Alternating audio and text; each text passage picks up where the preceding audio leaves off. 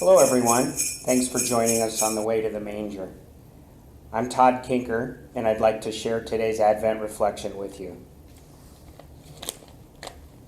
A reading from the Gospel according to Luke. When the time arrived for Elizabeth to have her child, she gave birth to a son.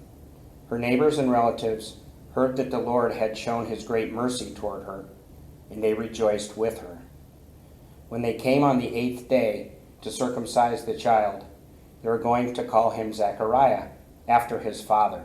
But his mother said in reply, "No, he will be called John." But they answered her, "There is no one among your relatives who has his name." So they made signs, asking his father what he wished him to be called. He asked for a tablet and wrote, "John is his name." And all were amazed. Immediately his mouth was opened, his tongue freed, and he spoke, blessing God. Then fear came upon all their neighbors, and all these matters were discussed throughout the hill country of Judea. All who heard these things took them to heart, saying, "What then will this child be? For surely the hand of the Lord was with him." There's so much in this reflection, but the two things that jumped out to me are, first off, God's mercy.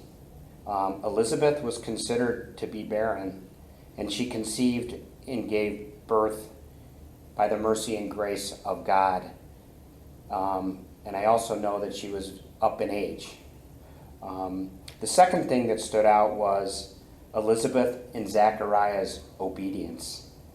They followed God's word by naming their son John instead of what others wanted them to do, which I think is something that is very applicable to today, that the easy thing to do is to do what everybody wants you to do, not what the Lord wants you to do. And then lastly, Zechariah was rewarded by God for his obedience. Now it's time to open our Advent calendar for today. Let's see what's inside. We have a star